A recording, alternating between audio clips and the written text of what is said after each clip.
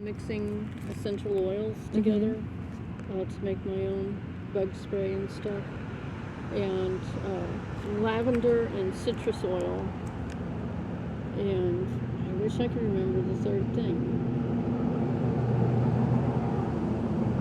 I can't remember the third thing for whatever reason. When you remember. But the lavender makes it smell good. The citrus oil adds the acidity that the bugs don't like. And that third thing helps with it too. And I hit the dollar store and bought the essential oils from them and from Walmart. And for maybe $4, I made a good, well over a month's supply of that stuff. Yeah. Because this is terrible. They are like literally eating me alive. So if I had thought about it, I could have lit citronella oil. Gnats will stay away from that. If there's a breeze, I don't usually light it until I go to sleep. I don't like to be bugged by the mosquitoes and stuff. Yeah, that's the worst. If you've ever experienced it, it's not fun. But yeah, I had thought about setting up my cooking stove and cooking breakfast for people, and evolving it into a church. And you know what? Oh, last night I went to try to, pitch. Like I've been going to different churches, wherever I could find a church open, to try to pitch what I'm trying to do. But what I found, and I would present myself as an indigent person, and hey, we need you, and I would immediately get shut down. But as the churches are starting to get to know me, some of the members are telling me, hey, you're doing a ministry, aren't you? And I was like, no, but then they were like, you're doing this, that, and the other. They were like, that's a ministry, and that's why they're being so hateful, because it's kind of what they're doing, or supposed to be doing, or purporting to be doing. They're supposed to be doing. Exactly. And so, but as they start to get to know me a little bit better, My first time in Valdosta, my very first time, I will never forget the experience. I'm living in my car. I'm stressed out because I'm living in my car. I don't have any money. I'm trying to figure out how to get everything that I need. I'm still looking for work, and I was going bonkers. And I slept in the Walmart parking lot down here. This one over here. I didn't know there was another one across until later. Yeah. I slept in their parking lot over here, and I would go in the store to use their bathroom at night, because at that time they were 24 hours. And I could buy a can of food, and when I was really low, I could get one of those French loaves of bread, the long, skinny loaves, and I could eat on that all day long. You would eat it just plain? With no butter or nothing? No butter, nothing. Just eat it plain. And then the beginning of the weird stuff started, because this guy, I had picked up a can that didn't have the pop top. It needed the can opener. So I took it back, got one with the pop top, and went into a different line, because I always go to the short lines. And this guy, he was huge. He crossed his arms and looks down at me, and he says, "Isn't it amazing how God put you in this line so I could have a little talk with you?" Talk about feeling about that big. I'm like, well, what are you talking about? And he said, he says, "What would you say if I told you I'd give you $1,000 if you got a job here at Walmart by the end of next week?" And I'm sitting here going, all right, this doesn't sound right. It doesn't, nobody just gives you $1,000. This doesn't sound. I said, well, I'd say you're Satan.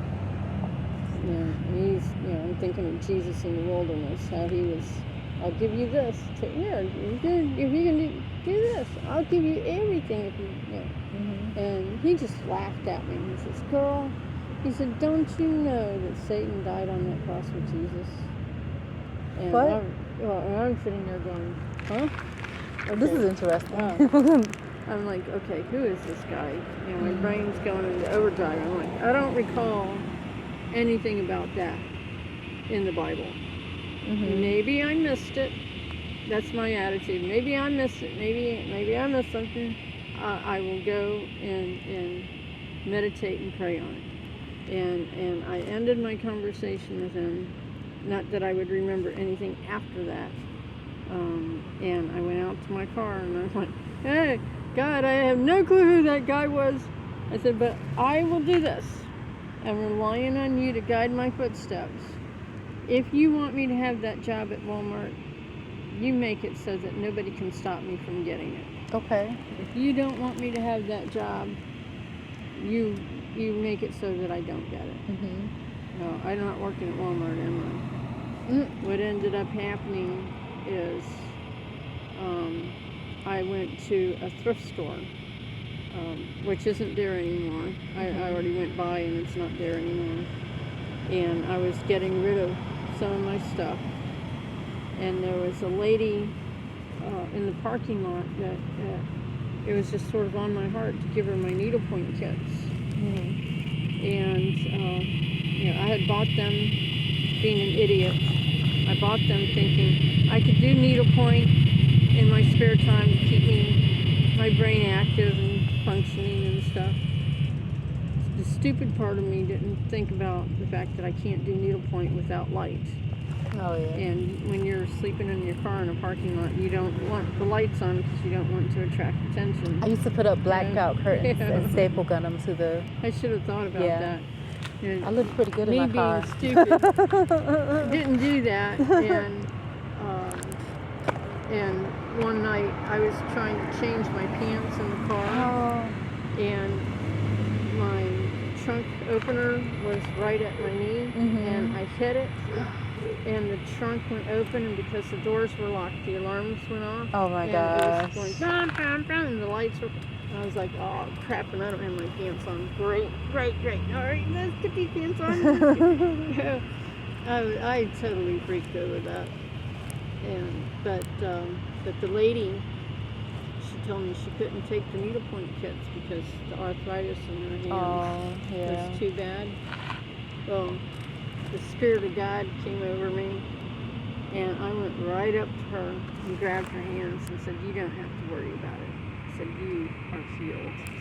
And the pain was gone from her hands. Wow, that's amazing. And she started crying, and me, this is me. What have I done wrong? Oh my God, what have I done? I thought I hurt her or something. And she says, no, she says, the pain is gone. And she was just amazed. And I was amazed. I was like, wow, I've never done that before. Oh, that's really cool. Oh, I want to do it some more. And then I stopped and I said, well, if you have a church, I said, why are you coming to this place to get your needs satisfied? Doesn't your church take care of you? That's the thing. That's why I said we need the community needs to outreach to the church, not the opposite. So I decided to go visit her church. It was all the way on the other side of town. I mean, literally the other side of town. And I was hot and sweaty when I got out there. I had on a t-shirt that was 3 times too big for me. My pants were falling off of me because I was losing weight. And I walked in there and felt, oh boy, I walked into the wrong place. They were all wearing tuxedos and wearing gowns like they were ready for a wedding. I hate that. Like, I hate it. well, they weren't having a marriage between people. They were getting ready to be married to God. Oh, really? Yeah, that was really the thought process? I never heard of that before. Something like that. That they dress that way. Every Sunday?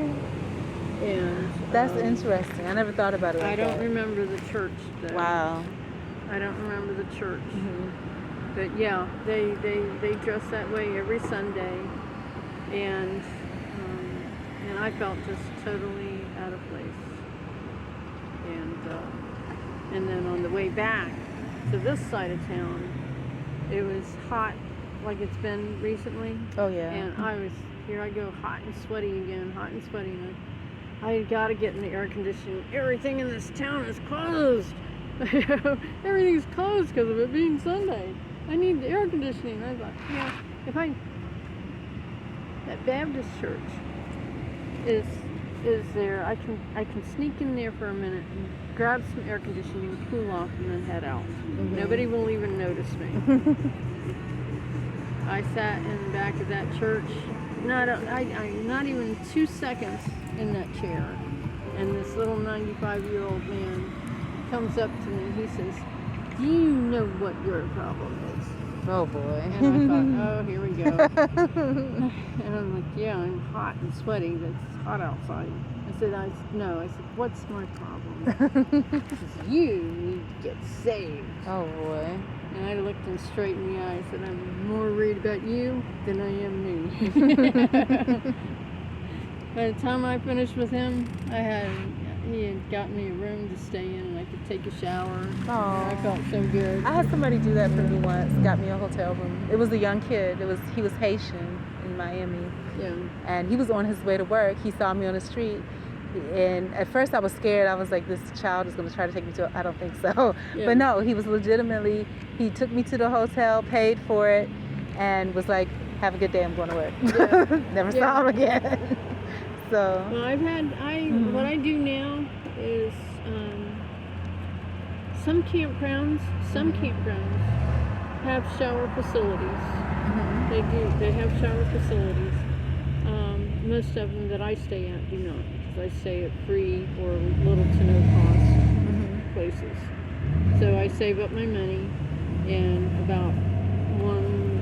I try to at least every other month get a hotel room for a couple days.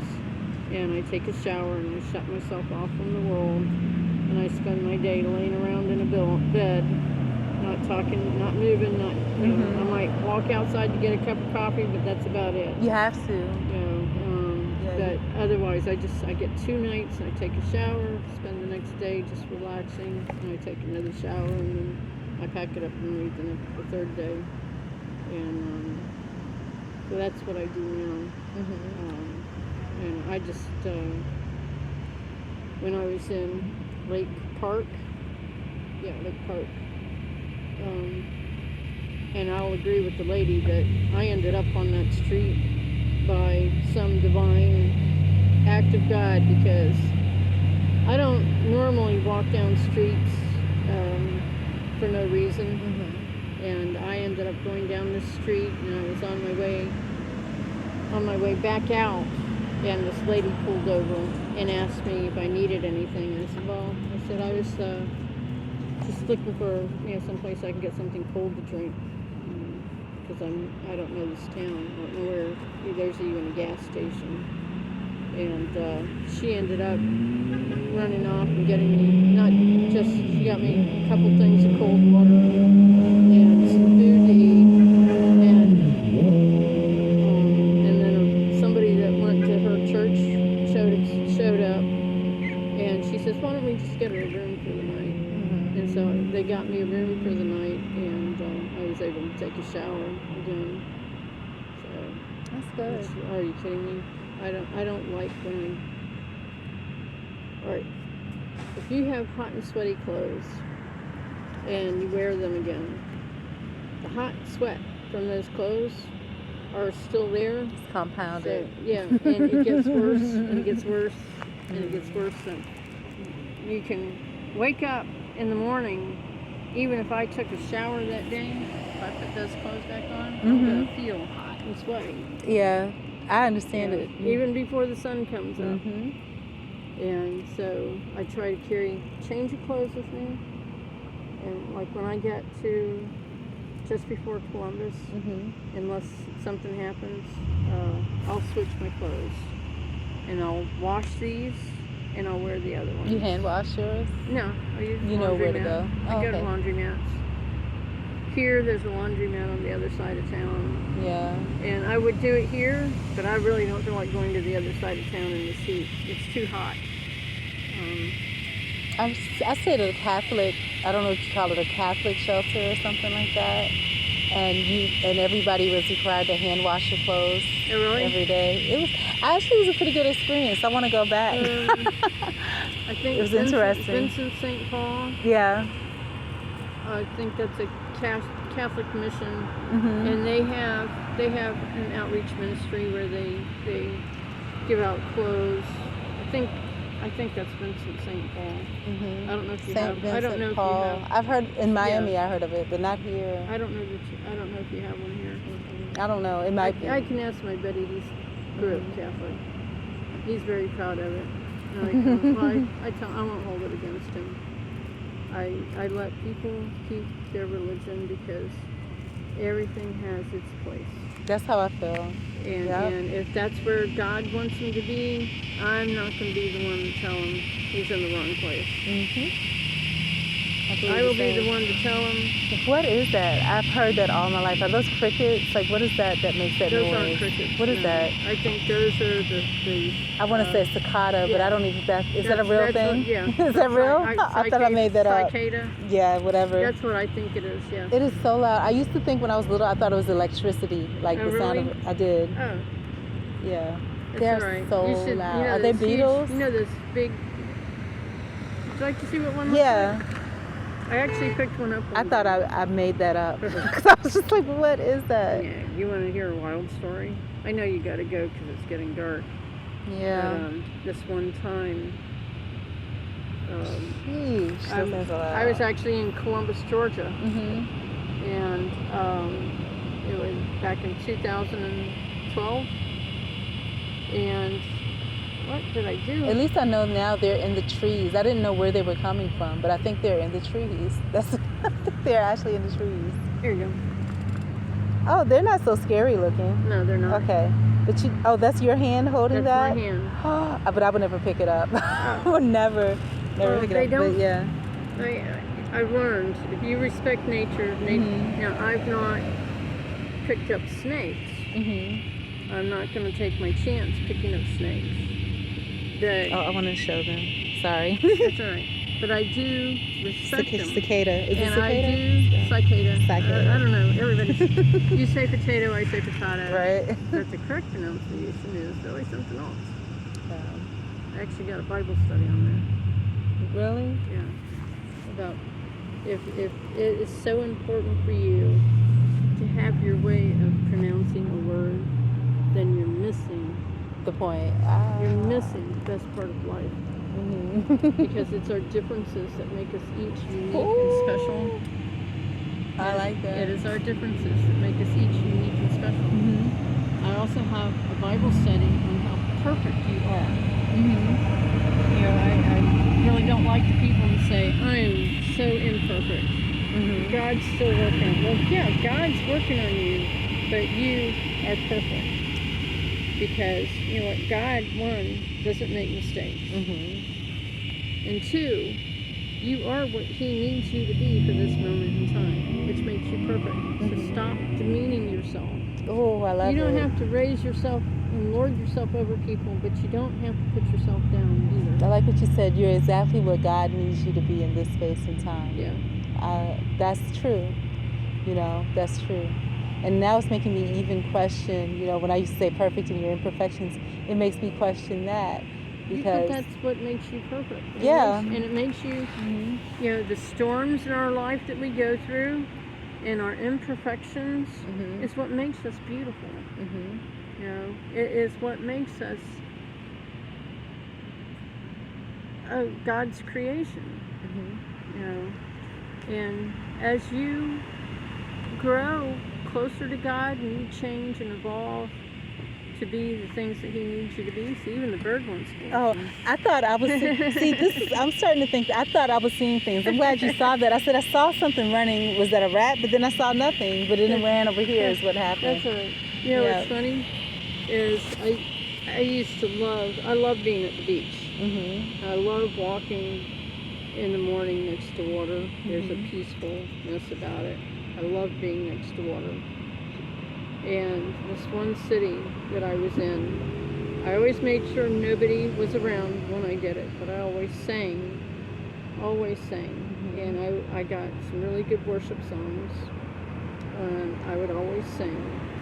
And I would just start my day off on that positive note every single day.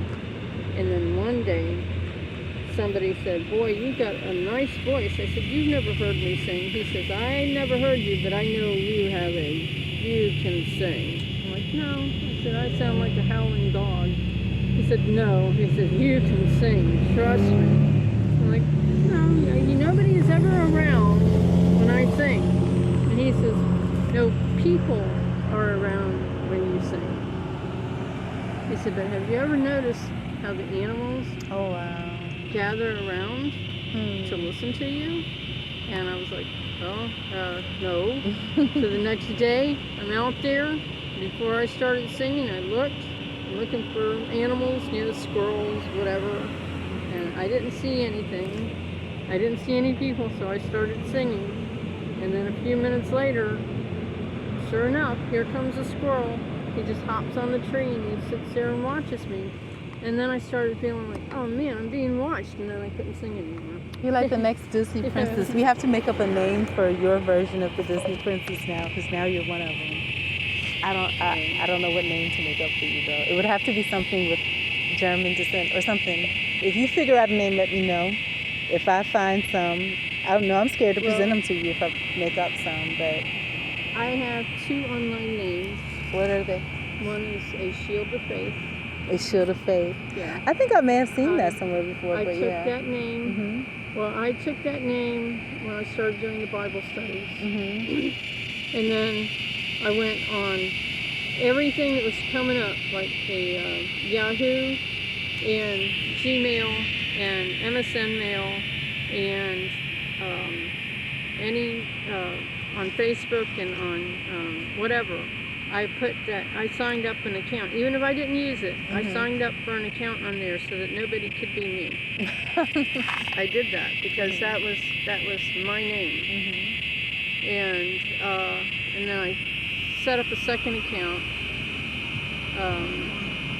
And it was a word. I was looking for a word that meant idiot. Well, no, I was on the downside of me. I was upset, and I felt like I was an idiot, and I was stupid, and that people didn't like me because I was an idiot, and I was on the downside of me. So I started searching for a word, and I ran across this Hebrew word, and I wrote it down, and a couple months later I decided to do a Bible study on that word, and I went back to look up the word, and it didn't mean idiot at all. What was it? It meant extraordinary. And I was like, you gotta be kidding me. I'm pretty sure it meant idiot when I looked it up. And but it is perissos, Perissos. I don't use it often. Perissos. But I use it to remind me that I'm not as bad as I think I am, that I am perfect for who I am. Yep. Even in my imperfections. Yep, I love that. And do I lord it over people? No, because you know what? I'm no more important than you are. And I get upset when I've had people step out of my way. Oh, you don't need to be moving for me. I'm the one that should move for you, is what they say. I'm like, no, you're no more. I'm not any more important than you are. You are just as important as I am, because you have your own role to play. You have your own spot. And I don't know if you know it, but you look at your hand. I use my hand a lot. Well, that pinky finger, your hand, if that wasn't there, your hand wouldn't look like a regular hand. Oh, yeah. You got to have everything in its proper place. If the pinky finger was over here where the thumb was, your hand wouldn't work properly. You'd be able to work it, but it wouldn't work and function like the proper hand would. Not that deformities are bad, but it's just an example of, this is a hand, every finger has its place. Every finger has its job. Every finger looks differently. But without that finger, yes, you could work your hand, but it would not work the same. Yeah, gotcha. But that's what God has taught me. I would say Well, I've never bulked people into categories. The first writing that I ever did that I remember